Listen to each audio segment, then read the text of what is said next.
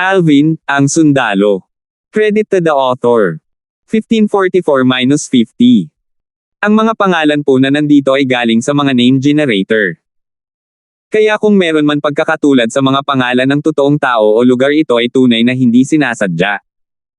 Sa paglalakbay pabalik sa Moon Illumination Sect sa Dao Marshall Saintland, ang mood ni Alvin ay lalong sumama. Sa kasalukuyan, walang sandali na hindi niya iniisip ang dalawa niyang kasintahan. Okay pa rin si Kelly dahil sigurado siya sa kaligtasan nito pansamantala. Bagamat pinaghihinalaan niyang si Megan at ang tatlong maliliit na kasama ay nagpunta upang hanapin si Nympha, ang panganib ay nakatago sa lahat ng dako sa paglalakbay mula sa Cloud Continent hanggang sa Dao Marshall Saintland. Makakarating kaya sila ng ligtas? Siya ay labis na nag-aalala tungkol dito. Dahil dito, walang mood si Alvin na basahin ng detalyado ang Sovereign Heartsword sa buong paglalakbay niya. Gayunpaman, kahit na hindi binasa ni Alvin ang Sovereign Heartsword ng detalyado, ang kanyang sword daw ay nasa unang yugto na ng Sovereign Heartsword. Ang kanyang 6 na buwang pagmumuni-muni ay hindi nasayang. Nang siya ay tila pumasok sa isang estado ng kaliwanagan at nag-practice ng kanyang espada, mula sa simple hanggang sa komplikado at pagkatapos ay komplikado hanggang sa simple muli, ito rin ay isa sa mga palatandaan ng pagpasok sa unang yugto ng Sovereign Heartsword. Ang unang yugto ng Sovereign Heartsword ay tinatawag ding Heartfelt Sword. Bagamat ito ay ang unang yugto pa lamang ng Sovereign Heartsword, nalampasan na nito ang pinakamataas na yugto ng Aerolite Strike na nilinang ni Alvin sa mga tuntunin ng lakas. Natural, ito ay nasa ilalim ng kondisyon na ginawa ang Aerolite Strike nang walang tulong ng Saint Inscriptions. Sa madaling salita, ang unang yugto ng Sovereign Heartsword ay nalampasan na ang pinakamataas na yugto ng offensive technique na nilinang mula sa isang human rank top-grade Saint-grade martial tactic.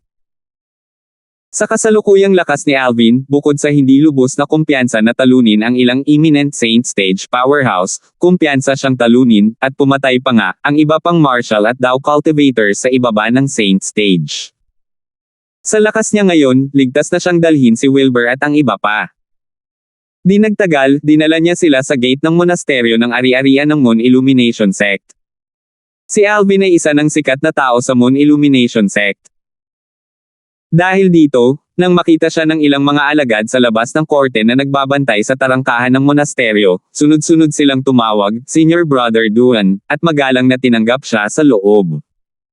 Hindi man lang nila sinuri si Wilbur at ang iba pa. Anong biro? Bilang karagdagan sa pagiging sikat sa mga nakababatang henerasyon sa Moon Illumination Sect, itong Senior Brother Duan ay kahit na nakababatang kapatid ni Elder Arwin. Sino ang mga ngahas na pigilan siya sa pagdadala ng mga tao sa sekta? Alvin, ang mga disipulo ng Moon Illumination Sect na iyon ay mukhang napakagalang sa iyo, sabi ni Henry, bahagyang nagulat. Nagulat din ang iba. Kanina, nakita nila ang paggalang na ipinakita ng iilang mga alagad ng Moon Illumination Sect na si Alvin ay taos-puso. May bakas pa nga ng idolatry sa kanilang mga mata nang tumingin sila sa kanya. Na-curious sila. Paano nagawa ni Alvin na makamit ito sa loob lamang ng 3 maikling taon? Kung matuklasan nila na si Alvin ay pumasok lamang sa Moon Illumination Sect wala pang 1 taon na ang nakalipas, sila ay matitigilan ng hindi gumagalaw. Senior Kuya Darfield. Senior Brother Alvin. Senior Brother Alvin. Habang sila ay nagpatuloy sa kanilang paglalakbay, si Wilbur at ang iba ay nagsimulang masanay sa magalang na pagbati. Dinala sila ni Alvin sa labas ng distrito ng korte. Halos lahat ng mga alagad sa labas ng court na nakatagpo nila ay bumati at yumukod sa kanya. Dahil wala sa mood si Alvin, tumango lang siya nang walang pakialam bilang tugon sa lahat ng pagbati. Di nagtagal, pinangunahan ni Alvin si Wilbur at ang iba pa sa Inner Court District at sa mansyon ni Arwin. Sa utos ni Alvin, dinala ng mga tao sa loob ng mansyon ni Arwin si Wilbur at ang iba pa para magpahinga. Para kay Alvin, hinanap niya kaagad si Arwin. Junior brother, bakit ang bilis mong bumalik? Nagulat si Arwin nang makita niya si Alvin. Hindi ba gusto ni Junior brother na samahan ang 2 hipag na manganak? Don't tell me nanganak na ang 2 hipag ko pagbalik mo. Sinundan ka ba ng 2 ng mga pamangkin ko? Sabik na tanong ni Arwin. Senior brother. Nang marinig ni Alvin si Arwin na binanggit ang kanyang dalawang nobya, ang mga pag-aalala na sa wakas ay nabawasan ay bumalik sa kanyang puso habang ito ay nakakuyom. Natatakot akong mabaigo ka, sagot ni Alvin kay Arwin habang huminga siya ng malalim. Bumangon ang takot kay Arwin nang makita niya kung gaano kalungkot si Alvin, at nagmadali siyang nagtanong, ano? Huwag mong sabihin sa akin na may nangyari. Nang makita ni Alvin kung gaano nag-aalala si Arwin, isang pakiramdam ng init ang bumalot kaagad sa kanyang puso. Sinimulan niyang isalaysay ang lahat ng nangyari kay Arwin. Dragon Clan. 5-clawed Golden Dragon. Naging seryoso rin ang ekspresyon ni Arwin nang malaman ang lahat. Ang kaalaman niya sa Dragon Clan ay limitado lamang sa text passage na nabasa niya. Bagamat nabasa lamang niya ang tungkol dito, alam niyang ito ay isang lubhang nakakatakot na puwersa. Walang maraming sekta sa Dao Martial Saintland ang handang makipag-away sa Dragon Clan. Ang puso ni Arwin ay napuno din ng pakiramdam ng kawalan ng kakayahan nang malaman niya kung gaano kalakas si Diego. Ayon sa paglalarawan ng kanyang nakababatang kapatid, ang lakas na iyon ni Diego ay mas malakas kaysa sa iilang powerhouse ng Saint Stage sa kanilang Moon Illumination Sect. Bukod doon, nalaman din ni Arwin ang tungkol kay Mildred. Junior brother, nang makitang si Mildred ay kambal na kapatid na babae ng hipag, at kung gaano siya kabait sa kanya, sigurado akong hindi niya sasaktan ang hipag. Gayunpaman, tungkol sa fire worship sect na iyon, matagal na akong nabubuhay, ngunit hindi ko pa sila narinig noon. Tiniyak ni Arwin si Alvin. Gayunpaman, nang maabot niya ang dulo ng kanyang pangungusap, hindi niya maiwasang umiling. Para naman sa isa pang hipag, dahil siya ang taong mahal mo at buntis sa iyong anak, sigurado akong mapalad din siyang tao. Hindi mo na kailangang mag-alala masyado tungkol dito, junior brother, muling dagdag ni Arwin. Nang makita kung paano bumalik ang mga kulay sa mukha ni Alvin pagkatapos niyang marinig ang kanyang mga salita, sinamantala ni Arwin ang pagkakataong hampasin habang mainit pa ang bakal at patuloy na hinihikayat at tiniyak siya. Dapat aminin na si Arwin ay talagang isang matandang Zoro na mahusay magsalita. Sa huli, talagang nagawa niyang pakalmayan ng husto si Alvin. Senior brother, may kasama akong mga senior at kaibigan sa oras na ito, sinabi rin ni Alvin kay Arwin tungkol kay Wilbur at sa iba pa. Napakadirekta din ni Arwin. Hayaan mo na lang sila sa pwesto ko dahil wala akong ibang kwarto dito. Junior kuya, mga seniors at kaibigan mo sila, natural, kaibigan ko rin sila. Salamat, kuya. Mabilis na ipinahayag ni Alvin ang kanyang pasasalamat. Junior brother, ulit. Malungkot na sabi ni Arwin habang hinahatak niya ang mahabang mukha. Nakalimutan ko. Sisiguraduhin kong hindi na ulit ako magpapasalamat kung sa susunod na ako lalapit sa iyo para humingi ng tulong. Si Alvin ay sumilay ng isang awkward na ngiti. Let's go. Dalhin mo sa akin ang mga seniors at kaibigan mo. Sumenya si Arwin. Palagi akong natutuwa na may mga kaibigan na bumibisita mula sa malayo. Magiging walang pakundangan sa akin kung hindi ko sila babatiin. Kasunod nito, pinuntahan nilang dalawa si Wilbur at ang iba pa. Nang makita ni Wilbur at ng iba pa si Arwin, natigilan din sila. Bagamat matagal na nilang narinig mula kay Alvin na mayroon siyang nakatatandang kapatid sa Moon Illumination Sect, at ang kanyang nakatatandang kapatid ay may mataas na posisyon sa sekta, akala lang nila na ang nakatatandang kapatid ni Alvin ay anak o isang disipulo ng mataas na opisyal ng Moon Illumination Sect. Hindi nila inaasahan na siya ay isang matanda na may puting buhok. Bukod dito, sa isang tingin lang, masasabi na nilang hindi ordinaryong tao ang matandang ito.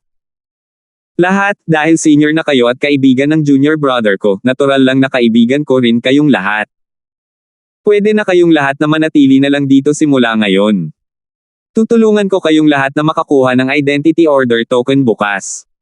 Simula bukas, lahat kayo ay magiging Inner Court Disciples sa Moon Illumination Sect, nakangiting sabi ni Arwin at kay Wilbur. Mga alagad sa loob ng korte. Kahit na pinaghihinalaan nila na si Arwin ay hindi isang simpleng tao, si Wilbur at ang iba pa ay nabigla pa rin nang marinig nila ang kanyang mga salita. Sa kanilang paglalakbay dito, narinig din nila mula kay Alvin ang tungkol sa Moon Illumination Sect. Alam nila na ang mga disipulo sa loob ng korte ng Moon Illumination Sect ay karaniwang nasa stage ng Saint Rudiment at mas mataas. Kahit na ang pinakamahinang tao sa outer court ay nasa mastery o perfection mortal shedding stage. Gayunpaman, hindi pa sila nakakalusot sa mortal shedding stage, ngunit agad silang na-promote bilang mga disipulo sa loob ng korte sa sandaling pumasok sila sa sekta.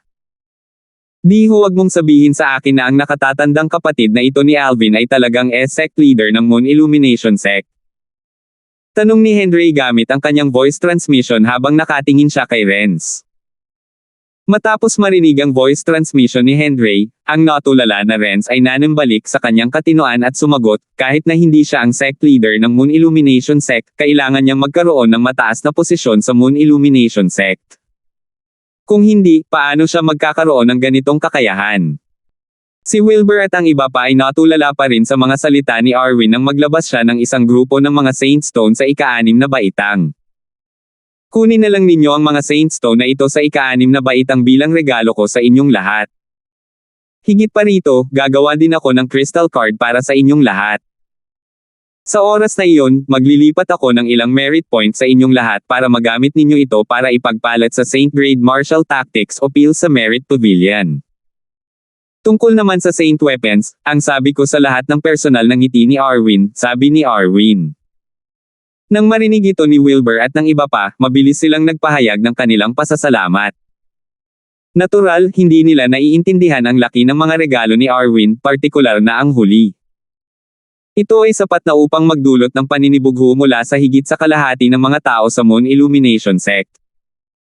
Ang Saint Weapons na personal na gagawin ni Arwin ay walang alinlangan na may nakasulat na Saint Inscription na angkop para sa kanila. Sa sandaling nagsimula silang gumamit ng ganitong uri ng Saint Weapons, ang kanilang mga lakas ay bubuti ng husto. Lahat, siguradong pagod kayo sa mahabang paglalakbay para hindi ko kayo maistorbo sa pagpapahinga.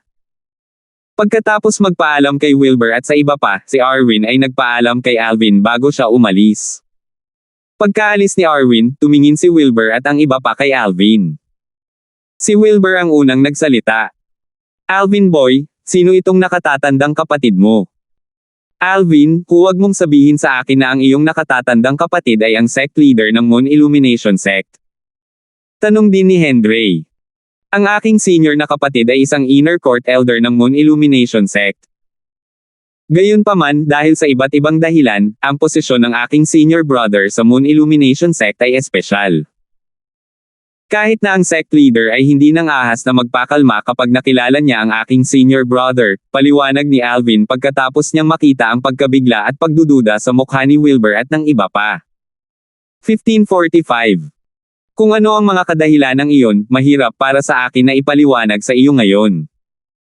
Gayunpaman, natural na malalaman mo ito pagkatapos manatili sa sekta ng ilang sandali, dagdag ni Alvin.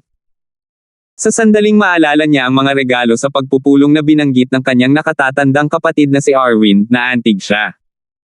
Inayos na ng kanyang senior brother ang lahat para sa kanya. Ngayong dumating na si Wilbur at ang iba pa sa Dow Marshall Saintland, ang pinakakulang sa kanila ay ang cultivation resources. Ang mga regalo sa pagpupulong na binanggit kanina ng kanyang nakatatandang kapatid ay ganap na nalutas ang problemang ito. Tito Flair, Guro. Oras na para magpahinga kayong lahat. Magpahinga lang para sa araw na ito dahil marami kayong gagawin bukas, sabi ni Alvin kay Wilbur at sa iba pa. Pagkatapos, sa ilalim ng pagdududa ni Wilbur at ng iba pa, nagpaalam si Alvin sa kanila bago siya tumalikod para umalis. Sabi ni Alvin marami tayong dapat gawin bukas. Ano ang mga bagay na dapat nating gawin? Katulad ng dati, gusto talaga ni Alvin na patuloy tayong manghula. Sunod-sunod na sabi ni na Henry at Renz. Pagkatapos ng mahimbing na tulog ni Wilbur at ng iba pa, nakipagkita sila kay Arwin kinabukasan. Sa wakas ay naunawaan na nila ang mga salita ni Alvin. Bukod sa pagbibigay sa kanila ng Inner Court Disciples Identity Order Token, binigyan din sila ni Arwin ng Crystal Card bawat isa. Bukod dito, personal pa niyang dinala ang mga ito sa Merit Pavilion ng Moon Illumination Sect at hinayaan silang pumili at humiram ng sarili nilang paraan ng paglilinang. Higit pa rito, nagrekomenda rin siya ng maraming Meridian Cleansing Saint Grade Pills at Jade Token na nagpapaliwanag sa iba't ibang probinsya sa Dow Marshall Saintland sa kanila. Sa panahong ito, nalaman nila ang tungkol sa paggamit ng merit point sa kanilang mga crystal card. Tulad ng nangyari, ang merit points ay ang pinakamahalagang pera sa Moon Illumination Sect. Bukod pa rito, pagkatapos manghiram ng Saint Grade martial tactics gamit ang merit points, napagtanto nilang ang mga martial technique na kanilang nilinang sa Cloud Continent ay basura kumpara sa mga Saint Grade martial tactics na ito sa Dao Martial Saint Land. Pagkatapos nilang matikman ang tamis ng Saint Grade pills, nagulat sila. Sa sandaling ito, nadama nila ang kanilang mga dating sarili ay parang mga bumpkin ng bansa na hindi pa nakikita ang mundo. Pagkaraan ng ilang araw, sa wakas ay naunawaan ni Wilbur at ng iba pa ang pagkakakilanlan ni Arwin sa Moon Illumination Sect. Laking gulat nila nang malaman nila. 3-star Saint Inscription Master. Si Arwin, ang nakatatandang kapatid ni Alvin, ay isang 3-star Saint Inscription Master. Nitong mga nakaraang araw sa sekta, mas naunawaan nila ang Dao Martial Saint Land mula sa mga Jade Token na nakuha nila mula sa Merit Pavilion. Nalaman nila na bukod sa Martial Cultivators, ang Dao Martial Saint Land ay mayroon ding Dao Cultivators. Sa mga Martial Cultivator, mayroong ilang mga espesyal na tao na tinawag na Saint Inscription Masters. Mayroon ding mga espesyal na tao sa mga Dao Cultivators na kilala bilang Dao Talisman Masters. Sa distrito ng 9 Sect Alliances na kasalukuyang kinaroroonan nila, isang 3-star Saint Inscription Master ang pinakamataas na antas ng Saint Inscription Master sa paligid. Kahit na sa buong distrito ng 9 Sect Alliances, mayroon lamang 2 3-star Saint Inscription Masters. Dahil dito, nagkaroon ng mataas na posisyon ang 2 3-star Saint Inscription Masters sa distrito ng 9 Sect Alliances.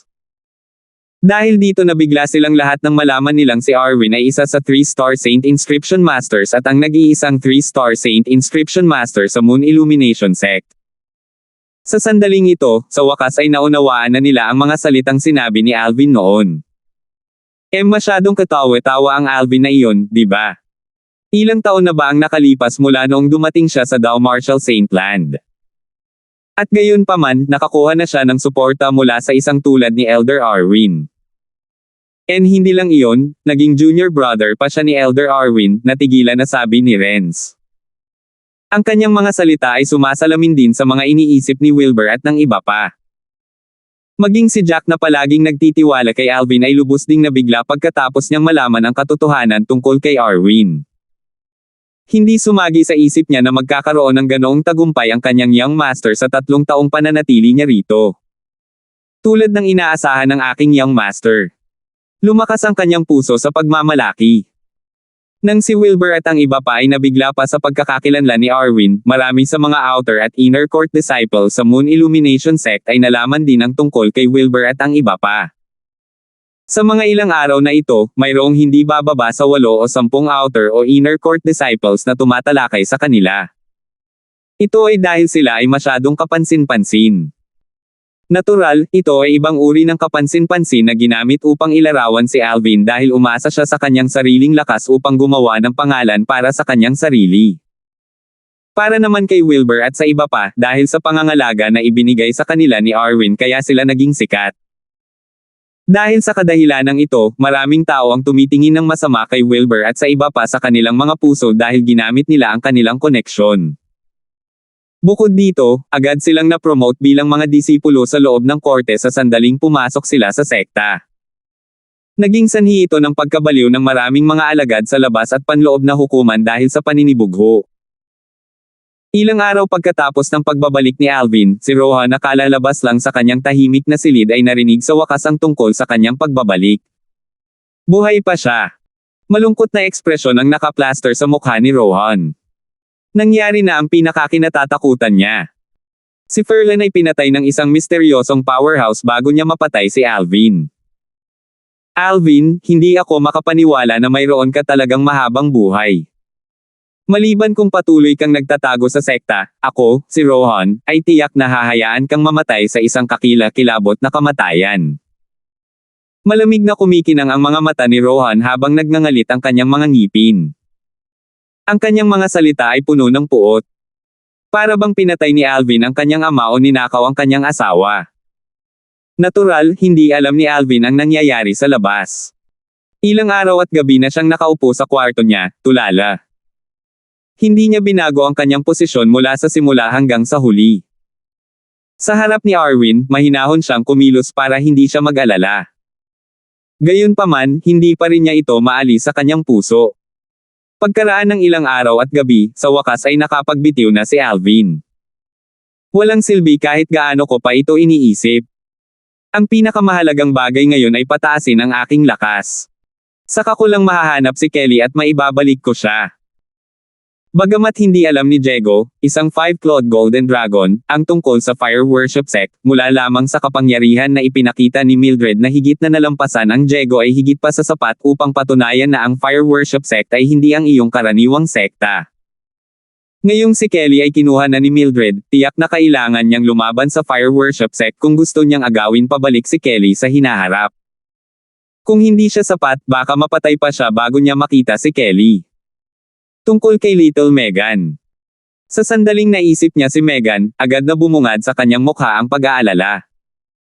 Sa katalinuhan ng tatlong kasamahan, hindi dapat magkaroon ng sakuna sa kanilang paglalakbay para hanapin si Nympha. Sana talaga hindi sila nakatagpo ng anumang sakuna sa daan. Naturally, hindi alam ni Alvin na si Megan at ang tatlong kasama ay nakatagpo ng higit sa isang sakuna habang papunta sila sa Greenwavehan Mansion. Gayunpaman, mapalad na nagawa nilang gawing biyaya ang mga kalamidad. Kung hindi, hindi na niya makikitang muli si Megan at ang tatlong maliliit na lalaki sa kanyang buhay. Nang mapagtonto niyang nag-aaksaya lang siya ng oras sa pagiging glum, mabilis siyang pumasok sa Seven Treasures Exquisite Pagoda. Sa sandaling pumasok siya, narinig niya kaagad ang boses ni Elder Hal. Huwag kang mag-alala, okay na silang lahat. Ha! Nang marinig ni Alvin ang kanyang mga salita, hindi niya maiwasang mabigla sandali. Napagtanto niya na si Elder Hal ay nagsasalita tungkol kina Megan at Kelly nang bumalik siya sa katinoan. Nang makita ni Alvin kung gaano kaseryoso si Elder Hal, hindi niya maiwasang magtanong, paano mo nalaman iyon, Elder Hal? Nakalimutan mo na ba ang aking pinagmulan? Bagamat hindi ako sanay sa Taoist magic, divination daw, ako ay banayad na naiimpluwensyahan ng palagi kong nakikita at naririnig. Pagkatapos ng mahabang panahon na kasama ka, maaari kong hulaan ang kaunti tungkol sa buhay at kamatayan ng mga malapit sa iyo, sagot ni Elder Hal. Elder Hal, hindi ka nagbibiro, tama ba? Nang marinig ni Alvin ang mga salita ni Elder Hal, agad siyang natuwa. Natatakot siya na sinusubukan lang siya ni Elder Hal na bigyan ng katiyakan. Simula kailan pa ako nagbiro sa'yo? Tanong ni Elder Hal. Elder Hal, dahil nakita mo na ito, bakit hindi mo ito sinabi sa akin ng mas maaga? Paano mo ako mapapanood na nakatulala na nakaupo at kinakausap ang sarili ko? Habang masaya siyang nagulat na ligtas si Little Megan, hindi niya maiwasang mapangiti ng pilit. Well, dahil bihira akong magkaroon ng pagkakataon na makita ka sa ganoong estado, walang masama kung gusto kitang makita sa ganoong estado ng ilang araw pa. Halos magsuka si Alvin ng dugo sa mga salita ni Elder Hal. Nagreklamo siya sa loob-loob, bakit hindi ko napansin na ganito pala talaga ka-childish si Elder Hal. Oh, walang babala, ang puso ni Alvin ay kumirot. Parang may tumatawag sa kanya. To be more precise, tumatawag ito sa puso niya. Ang ekspresyon ni Alvin na biglang naging solemn na ay naguguluhan kay Elder Hal. Pagkatapos, nakita niya si Alvin na umakyat sa ikalawang antas ng Seven Treasures Exquisite Pagoda na parabang nasa ilalim siya ng thrall. Agad niya itong sinundan dahil sa curiosity. Sa kasalukuyan, nararamdaman lamang ni Alvin ang pagpintig ng kanyang puso.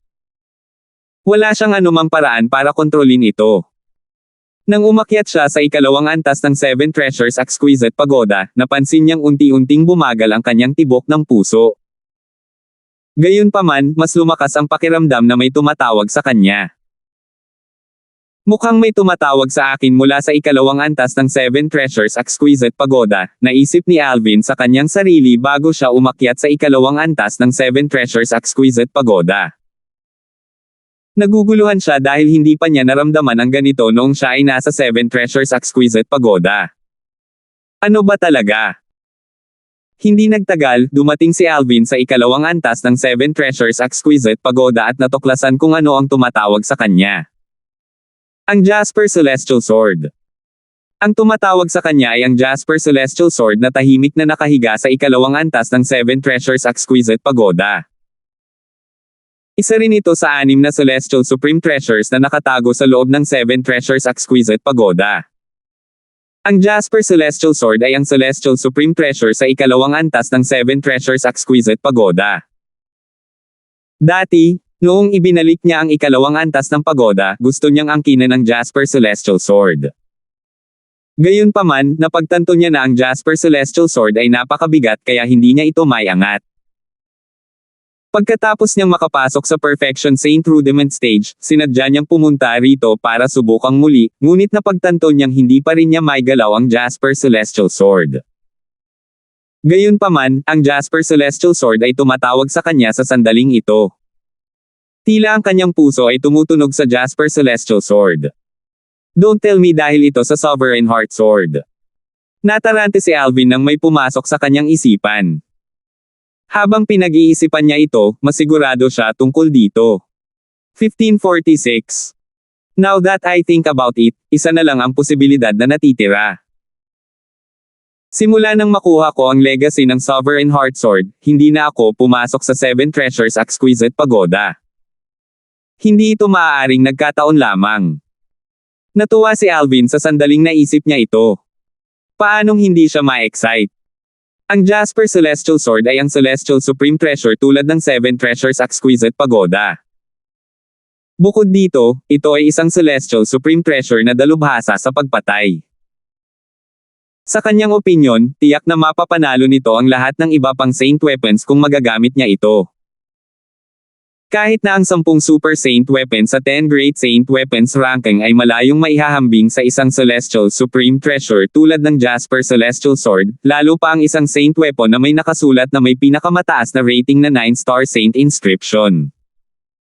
Dahil ito ay tumatawag sa akin, ibig sabihin ay maaari ko na itong gamitin ngayon. Isang ideya ang biglang pumasok sa isip ni Alvin. Hindi niya maiwaksi ang naisip matapos itong lumitaw sa kanyang isipan. Sa gulat na tingin ni Elder Hal, inabot ni Alvin ang hawakan ng Jasper Celestial Sword. Halatang sinadya niyang iangat ang espada. Gayunpaman, hindi inakala ni Elder Hal na makukuha niya ang Jasper Celestial Sword. Nang abutin ni Alvin ang hilt ng Jasper Celestial Sword, nalaman niyang ang kanyang puso ay naging lubhang kalmado.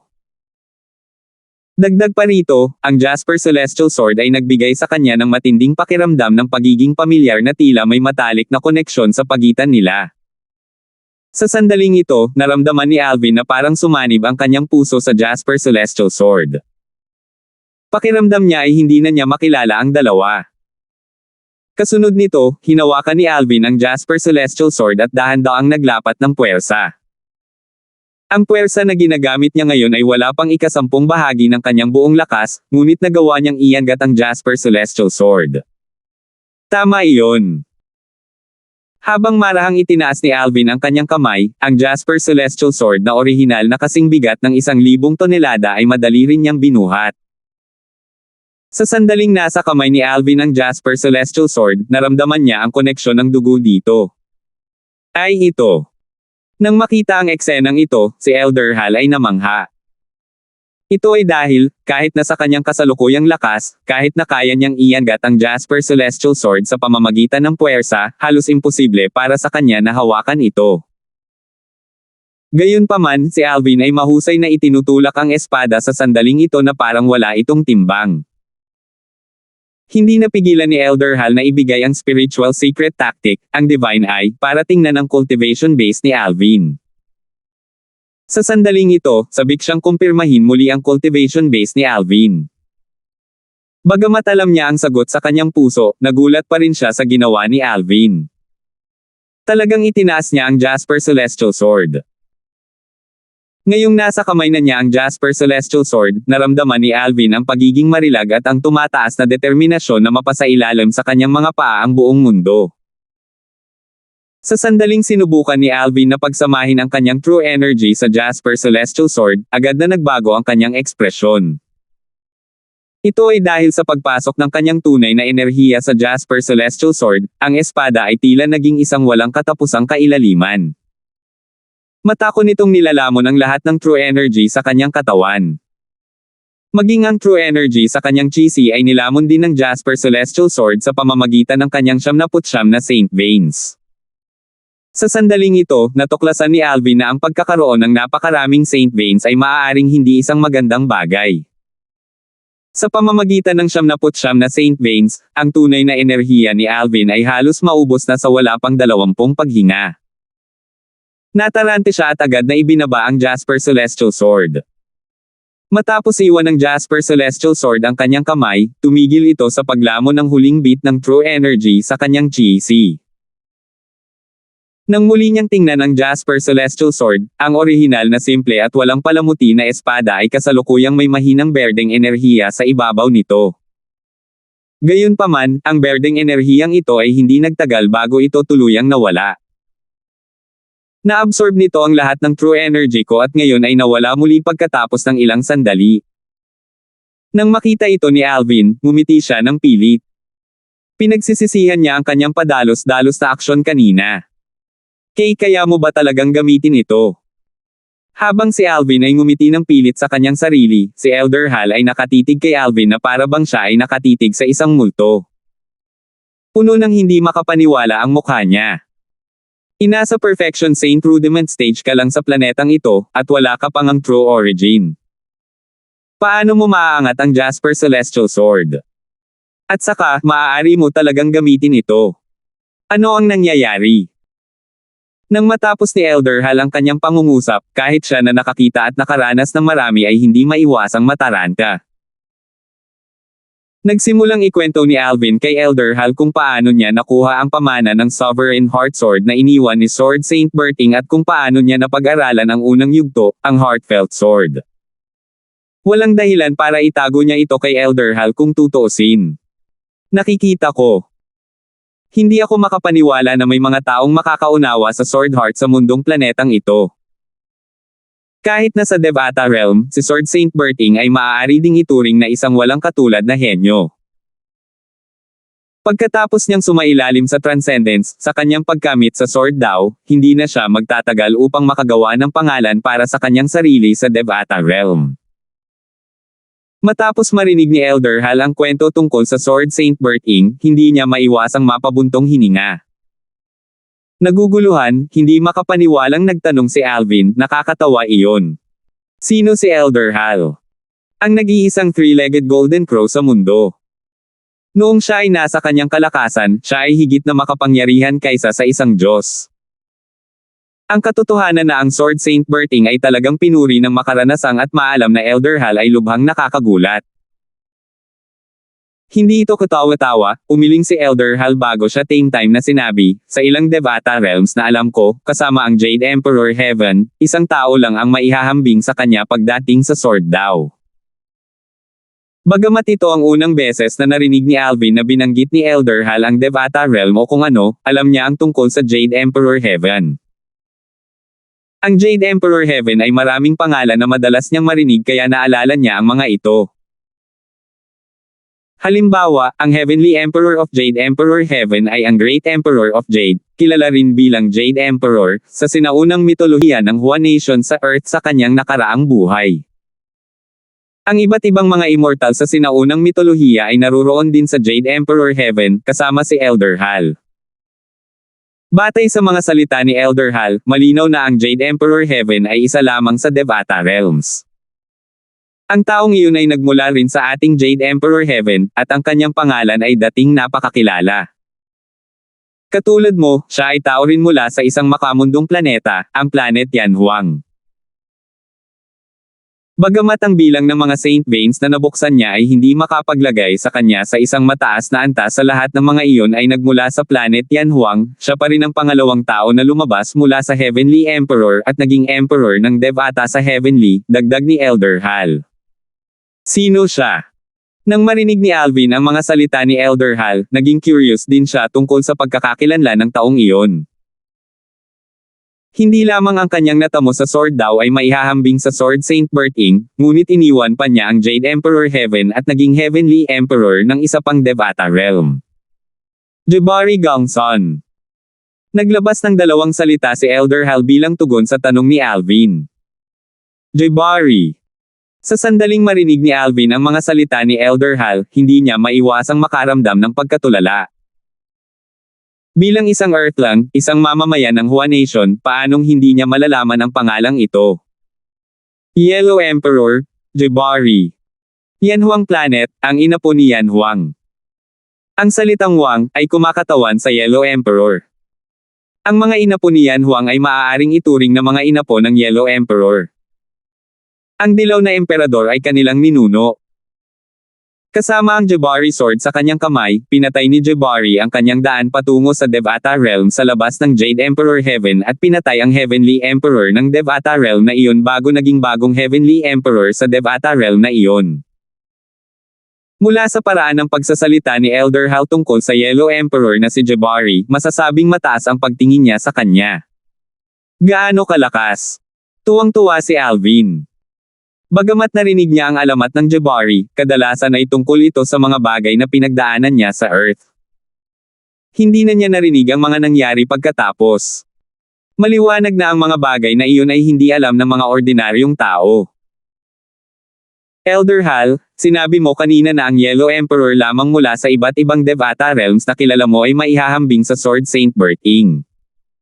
Nang maalala ni Alvin ang mga salita ni Elder Hal, napabuntong hininga siya. Oo. Mataimtim na tumango si Elder Hal sa kanyang ulo. Hindi ko alam kung kailan umiral ang Sword Saint Berting, ngunit kahit na sumailalim siya sa Transcendence pagkatapos ng Jabari, sigurado akong ang kanyang lakas ay hindi mas mababa sa Jabari. Marahil ay naging Heavenly Emperor na siya ng ibang Devata Realm. Transcendence. Transcendence na naman. Hindi ito ang unang beses na narinig ni Alvin ang Transcendence, ngunit wala siyang pangunawa sa salita. Hindi napigilan ni Alvin na magtanong, Elder Hal, ano nga ba ang ibig sabihin ng Transcendence? Anong koneksyon nito sa Devata Realms? Ang Transcendence ay nangangahulugang kapag ang iyong lakas ay umabot na sa isang tiyak na antas, ikaw ay makakatunog sa Devata Realm. Mula doon, ang Transcending Calamity ay magaganap. Kung ikaw ay magtagumpay sa Transcending Calamity, ikaw ay makapasok sa Devata Realm gamit ang Heavenly Path na ang Devata Realm ay partikular na magbubukas para sa iyo, paliwanag ni Elder Hal. Sa walang hanggan na universo na ito, mayroong kabuoang 81 Devata Realms. Ang Jade Emperor Heaven na kinaroroonan ko dati ay isa lamang sa kanila. Kung ang isang tao mula sa planet Yanhuang ay sumasailalim sa Transcendence, pupunta siya sa Jade Emperor Heaven dahil ito ang pinakamalapit.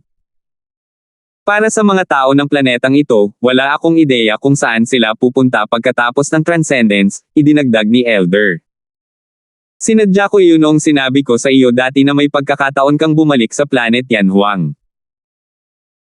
Hanggat nakamit mo ang Transcendence at lumampas sa Devata Realm na pinakamalapit sa planetang ito, makakapunta ka sa Jade Emperor Heaven sa pamamagitan ng Transporting Formation. Pagdating mo sa Jade Emperor Heaven, makakahanap ka ng daan sa Huang. Walang duda na ang mga salita ni Elder Hal ay labis na ikinagulat ni Alvin. May kabuuang 81 Devata Realm sa walang hangganang universo na ito. Ang Jade Emperor Heaven ay isa lamang sa kanila. Isang taong maaaring bumuo ng Sword Heart sa mundong planeta. Natatakot ako na kakaunti lang ang makakagawa nito kahit na sa lahat ng makamundong planeta sa ilalim ng 81 Devata Realms. Dahil dito, hindi mo dapat tingnan ang taong nagpasa ng pamana ng Sovereign Heart Sword sa iyo, muling sabi ni Elder Hal. 1547. Elder Hal, patuloy mong binabanggit ang Sword Heart, ngunit iniisip ko kung ano ito. Naguguluhan na tanong ni Alvin. Mahirap para sa akin na ipaliwanag ng detalyado ang Sword Heart. Kailangan mo lang malaman na ito ang tuktok ng sword daw sa mga makamundong planeta. Maraming mga tao ang maaaring bumuo ng Sword Heart sa Devata Realms, ngunit halos lahat sa kanila ay nakamit ang kanilang Sword Heart sa Devata Realm. Iyon ay wala talaga. Kung tutuusin, ang cultivation na kapaligiran at mga mapagkukunan ay mula sa Devata. Ang mga cultivator na likas na walang kakayahan, ay maaaring bumuo ng sword heart na nauunawaan sa mga mundong planeta. Sa kabilang banda, ay ibang bagay ang mga nakaintindi sa sword heart sa mundong planeta ay sasailalim sa banal na bautismo mula sa mga Diyos ng Devata kapag lumalampas sa Devata realm na ang kanilang mga divine heart ay magkakaroon ng kanilang divine heart. Lahat ba ng mga taong nakakuha ng sword heart sa mundong planeta? Tulad ng sinabi ko kanina, ang ganitong pag-iral ay napakabihirang sa lahat ng 81 Devata realms na nagmula sa mundong planeta. Yan Huang Planet, ay isa sa kanila ang birthing na binanggit mo, dahan-daang paliwanag ni Elder Hal. Nang marating niya ang dulo ng kanyang pangungusap, huminto siya sandali upang magkaroon ng panahon si Alvin na ay proseso ang impormasyon. Si Alvin, sa kabilang banda, ay tulala. Sa sandaling ito, sa wakas ay natanto niya kung gaano kahanga-hanga si Sword Saint Berting. Siya ay talagang isang first-rate na walang katulad na sword daw na henyo kahit na sa Devata realm. Bukod dito, ang panahon na kinabibilangan ni Sword Saint Berting ay matagal na. Ayon kay Elder Hal, ang Sword Saint Berting ay posibleng maging isang Heavenly Emperor sa isa sa Devata realms ngayon. Siya ay isang taong maihahambing sa Yellow Emperor Jabari. Bumilis ang tibok ng puso ni Alvin. Hindi niya mapatahimik ang magulong emosyon ng mahabang panahon pagkatapos noon. Ang Sovereign Heart Sword na nakuha niya ay talagang naiwan ng napakagandang tao. Ayon sa iyong mga salita, ang pinakamataas na yugto, ang Heart Sword Amalgamation, ng Sovereign Heart Sword Legacy na nakuha mo ay dapat na ang yugto na humahantong sa Sword Heart. Kung nagawa mong pandayin ang Sword Heart bago ka sumailalim sa Transcendence, ang iyong tagumpay sa hinaharap ay hindi magiging mas mababa kaysa sa Sword Saint Berting at Yellow Emperor Gongsun Huyoan, idinagdag ni Elder Gongsuno Huyoan. Ang kanyang mga salita ay nagpadala ng isa pang alon ng pananabik kay Alvin. Maaari pa rin siyang manatiling kalmado tungkol sa Sword Saint Berting dahil wala siyang masyadong alam tungkol sa kanya.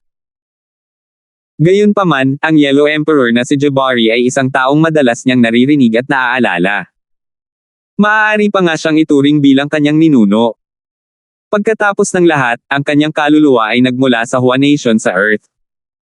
Siya ang ina po ng Hua Nation, ang ina po ni Yan Huang. Sa sandaling naisip niya kung paano siya magkakaroon ng parehong tagumpay bilang ninuno ng Hua Nation, si Jabari, naging imposible para sa kanya na pakalmayan ang magulong emosyon. Kahit ako ay naiinggit sa iyong pinagpalang buhay. Hindi lamang nakuha mo ang pagkilala sa Seven Treasures Exquisite Pagoda, ngunit nakuha mo pa ang Sovereign Heart Sword na iniwan ni Sword Saint Berting. Iyan ang Supreme Sword Dao Mental Cultivation Technique na maaaring makabuo ng Sword Heart sa mundong planeta. Kung minsan, ibang tao, kahit na pinaghihinalaan ko ang Devi, kung paano ka naghihinala. Kaya mo bang maging napaka-blessed? Napabuntong hininga si Elder Hal habang nakatingin kay Alvin na may masalimuot na tingin. Nang marinig ito ni Alvin, awkward siyang ngumiti. Hindi niya alam kung ano ang sasabihin sa sandaling ito. Kahit na ang kanyang kaluluwa ay tumawid sa mundong ito mula sa Earth, ang lahat ay tila isang panaginip sa kanya. Gayunpaman, alam din niyang totoo ang lahat. Nang maalala niya ang mga hindi inaasahang pagpupulong na naranasan niya sa kanyang paglalakbay, hindi niya maiwasang mapabuntong hininga sa kanyang puso. Iba talaga ang kanyang pagpapala kumpara sa mga ordinaryong tao. Kahit papaano, ang mga mata ni Alvin ay namulat ng husto matapos marinig ang mga salita ni Elder Hal. Alam na niya ngayon ang tungkol sa Devata Realms at gayon din ang halaga ng legacy ng Sovereign Heart Sword na iniwan ni Sword Saint Berting. Bukod dito, ayon sa mensahe ni Sword Saint Berting sa Sovereign Heart Sword, tila siya ay isang tao mula sa Fograin Progeny o kung anuman. Malamang, ako lang din ang kahalili ng Fograin Progeny. Nalilito si Alvin tungkol sa Fograin Progeny dahil hindi siya binigyan ni Sword Saint Berting ng detalyadong paliwanag tungkol dito. Kung maaari, siguraduhing magsusumikap ka sa Sovereign Heart Sword. Saka mo lang mapapanday ang Sword Heart. Naturally, napakalaking tulong din sa iba pang martial tactics na nililinang mo ang isang Supreme Sword Dao Mental Cultivation Technique tulad ng Sovereign Heart Sword. Tiyan. Sa una, hindi alam ni Alvin ang ibig niyang sabihin. Gayunpaman, nang sinubukan niyang i-cast ang iba't ibang Saint-grade martial tactics, bukod sa pagiging mas sanay, may pahiwatig din ng sword intent mula sa Sovereign Heart Sword. Ang Sovereign Heart Sword ay halos katulad ng isang martial tactic, ngunit sa parehong oras, ito ay naiiba. Ito ay nakahihigit sa martial tactics. Ang Sovereign Heart Sword ay isang taktika na gumagana sa lahat ng iba pang taktika, ito ay isang batas na sinusunod ng lahat ng taktika. Bukod dito, hindi nakalimutan ni Alvin ang tungkol sa pananaliksik na ginawa niya sa Jasper Celestial Sword dati. Ngayong kayanan niya itong buhatin at bihasana, kailangan na niya itong hawakan. Gayunpaman, bago subukang muli ang Jasper Celestial Sword, gumugol siya ng ilang oras sa pagtaas ng true energy na naubos mula sa kanyang chi. Matapos mabawi ang kanyang true energy, muli niyang pinagsama ang kanyang true energy sa Jasper Celestial Sword. Naging maingat din siya sa pagkakataong ito dahil natatakot siyang halos matuyo ng Jasper Celestial Sword tulad ng nakaraang panahon. Matapos subukan ng ilang beses, natuklasan ni Alvin na maaari na niyang gamitin ang Jasper Celestial Sword ngayon. Natural, sa kanyang kasalukuyang lakas, hindi niya mailalabas ang buong potensyal ng Jasper Celestial Sword. Kahit na ganoon, ang lakas na ipinagkaloob sa kanya sa pamamagitan lamang ng pagsasanib ng kanyang true energy sa Jasper Celestial Sword ay napakalakas. Nakagawa na si Alvin ng pagtatantya. Nang ipasok niya ang 30% ng true energy sa kanyang chi sa Jasper Celestial Sword at casual na iwinagayway ang espada sa paligid, ang kanyang lakas ay hindi mas mababa sa kanyang nakakasakit na pag-atake na pinakawalan ng buong lakas. Kung ilalagay ko ang 50% ng true energy sa aking chi sa Jasper Celestial Sword, 70% ang tiwala kung makakapatay ako ng tao sa nalalapit na stage ng Saint. Pagkatapos mag-eksperimento sa pagsasama-sama ng 30% at 50% ng kanyang true energy sa kanyang chi sa Jasper Celestial Sword at 2 beses na itinaas ang kanyang espada, may sagot na si Alvin sa kanyang puso. Gayunpaman, kahit na ipasok ko ang lahat ng true energy sa aking chi sa Jasper Celestial Sword gamit ang aking kasalukuyang cultivation base, hindi ko pa rin kayang patayin ang pinakamahina na powerhouse ng Saint Stage. Masyadong malawak ang agwat sa pagitan ng Saint Stage at non-Saint Stage. Ito ay higit sa 2 beses na mas malakas. Alam na alam ito ni Alvin. Sa kanyang kasalukuyang cultivation base, kahit na ginamit niya ang kanyang buong lakas para kontrolin ang Jasper Celestial Sword, maaari lang niyang patayin ang isang imminent Saint Stage powerhouse. Kahit na ang kanyang espada ay maaaring maging banta sa isang powerhouse ng Saint Stage, hindi pa rin niya nagawang patayin siya. Gayunpaman, kung ang aking cultivation base ay makapasok sa Paramount Saint Rudiment Stage, ang aking chi ay lalawak muli at ang true energy ay tataas. Sa oras na iyon, kung ilalagay ko ang lahat ng aking true energy sa Jasper Celestial Sword, hindi ko akalain na isang ordinaryong Saint Stage na powerhouse ang makakapagpabagsak sa aking espada. Sa sandaling naisip ito ni Alvin, ang kanyang puso ay napuno ng pananabik. Bagamat kayanan niyang talunin ang isang kaaway ng mas mataas na antas gamit ang kanyang kasalukuyang lakas, maaari lamang niyang talunin ang isang imminent Saint Stage powerhouse kahit na ginamit niya ang Jasper Celestial Sword at lahat ng kanyang mga diskarte. Masyadong malawak ang pagkakaiba sa pagitan ng stage ng Saint at ng stage na hindi Saint. Sa kanyang kakayahan na higit pa sa ibang mga tao na kapareho niya at sa kanyang nakakatakot na brute strength, mahihirapan pa rin siyang talunin ang isang powerhouse ng Saint Stage kapag hindi pa siya nakakalusot sa Saint Stage. Gayunpaman, iba na ang lahat ngayong mayroon na siyang Jasper Celestial Sword. Sa oras na gumawa siya ng isang pambihirang tagumpay sa Paramount Saint Rudiment Stage, tiyak na hindi kakayanin ng mga nasa ibaba ng Saint Stage ang espada kung hahawakan niya ito ng buong lakas. Gayunpaman, hindi ko dapat gawin iyon maliban na lang kung kinakailangan. Kung tutusin, kung maubusan ko ang lahat ng aking true energy, ako ay magiging tulad ng isang ginugol na palaso. Kung may sumasamantala sa pagkakataong atakihin ako, mahihirapan akong makatakas. Alam na alam ito ni Alvin. Pagkatapos ng serye ng eksperimento, ang true energy sa chi ni Alvin ay naubos ng 80% kaya sinimulan niyang bawiin muli ang mga ito. Matapos gumugol ng ilang oras sa pagbawi ng kanyang true energy, si Alvin ay hindi nagmamadaling umalis sa Seven Treasures Exquisite Pagoda. Sa halip, nagpatuloy siyang nanatili sa ikatlong antas ng Seven Treasures Exquisite Pagoda upang masigasig na linangin upang siya ay umunlad at makapasok sa Paramount Saint Rudiment Stage.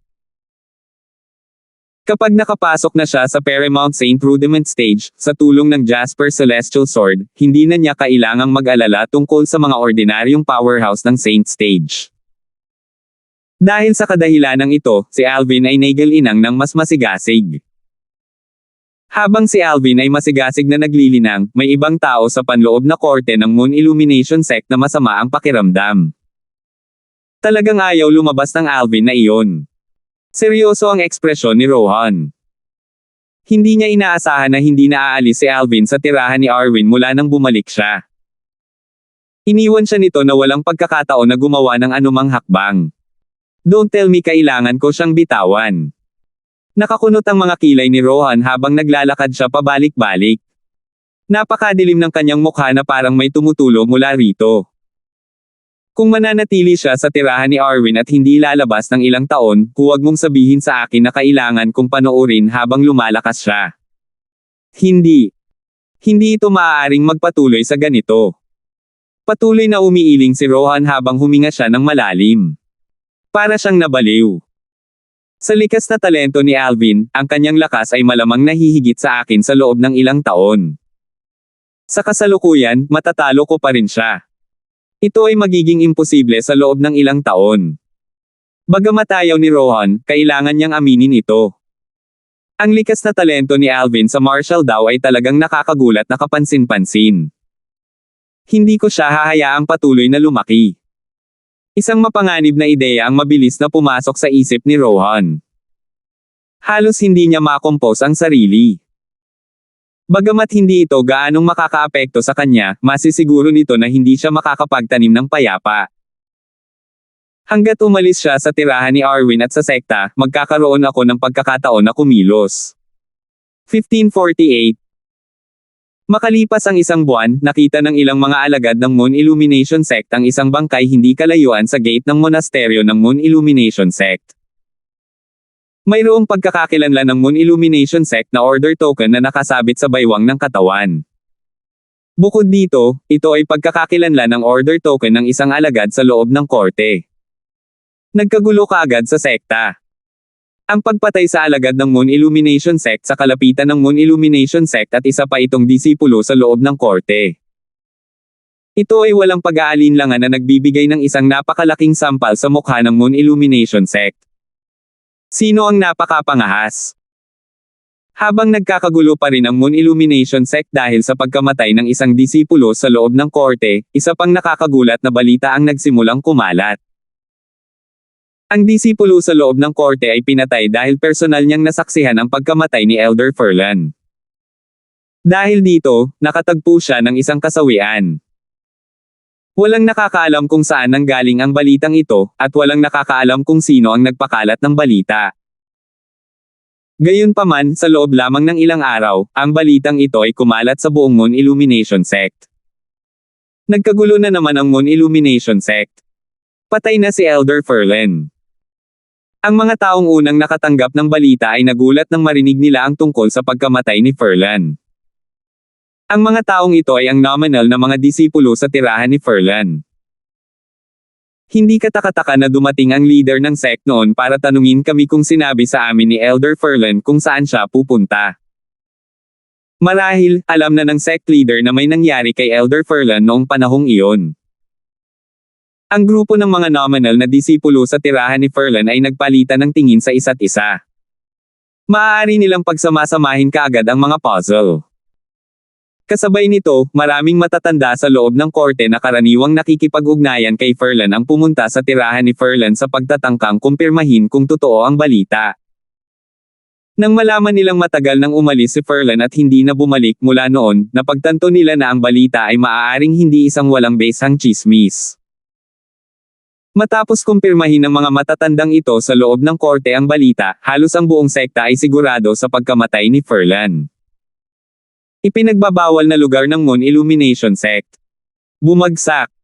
Isang tasa ang marahas na inihagi sa lupa at nabasag. Ang taong nakabasag ng tasa ay isang matandang lalaki. Sa kasalukuyan, seryoso ang ekspresyon ng matanda. Maya-maya pa ay umalis na ang matanda sa kanyang mansyon at nakarating sa malapit na mansyon. Sect leader, hindi mo ba sinabi na walang sino man sa sekta ang nakakaalam tungkol sa kinaroroonan ni Ferlen? Kung gayon paano nagkaroon ng balitang pinatay ang isang disipulo sa loob ng korte matapos masaksihan ang pagkamatay ni Ferlen? Ang taong hinanap ng matanda ay si Janos, ang sect leader ng Moon Illumination Sect. Hindi nabigla si Janos nang makita niyang dumating ang matanda upang humingi ng paliwanag. Sa halip, ngumiti siya ng pilit. Junior Uncle, ang balita ay isa lamang walang besang chismis. Ilang araw na akong nag-imbestiga, at hindi ko mahanap kung saan o kung kanino nanggaling ang balita. Siguradong may humihila ng mga string mula sa likuran, sabi ni Janos nang may katiyakan. Wala akong pakialam kung may humihila ng mga string mula sa likuran. Kailangan kong linawin ang bagay na ito. Kung hindi mo magawa, iimbestigahan ko ito ng personal. Matagal na panahon na ang isang matandang tulad ko ay nagbaluktot ng aking mga kalamnan. Marahil ay maaari kong samantalahin ang pagkakataong ito upang makagalaw ng kaunti, sabi ng matanda sa malalim na boses. Mangyaring maging panatag, Junior Uncle Chen. Aalamin ko ang dahilan ng pagkamatay ni Ferlen sa lalong madaling panahon, tame time na pangako ni Janos. Pakihintay lang ang aking balita, Junior Uncle Chen. Talagang nag-aalala siyang personal na gumawa ng hakbang ang matanda. Alam din niya ang ugali ng matanda. Gagawin niya ang lahat alang-alang kay Ferlen, ang kanyang illegitimate son. Sect leader, limitado ang pasensya ko. Matapos tingnan ng malalim si Janos, sa wakas ay tumalikod ang matanda at umalis. Pagkaalis ng matanda, hindi na puno ng paggalang ang mukha ni Janos. Sa halip, ito ay naging malungkot. Bagamat ang matanda ay kanyang senior, siya pa rin ang sect leader ng Moon Illumination Sect kahit na ano. Nakakainis talaga ang paraan ng pananakot ng matanda sa kanya. Pakiramdam niya ay na-provoke ang kanyang prestihiyo bilang sect leader. Gayunpaman, sa sandaling maalala niya ang lakas ng matanda ay hindi bababa sa kanya, ang inis sa kanyang puso ay nawala ng walang bakas. At saka, anuman ang mangyari, ang matanda ay patron ng Moon Illumination Sect. Ang bagay ng matanda ay isang tungkulin na hindi niya basta-basta maaaring baliwalain. Sana naitago mo ng mabuti ang sarili mo. Kung hindi, sisiguraduhin kong mamamatay ka sa matinding kamatayan kapag nahanap kita. Sa sandaling naisip niya ang taong iyon na nagpakalat ng balita tungkol sa pagkamatay ni Ferlen, ang ekspresyon ni Janos ay naging lubhang seryoso. Sa mga taong kilala ko, maliban kay Junior Uncle at sa aking sarili, ang tanging ibang tao na nakakaalam tungkol sa pagkamatay ni Ferlen ay si Rohan.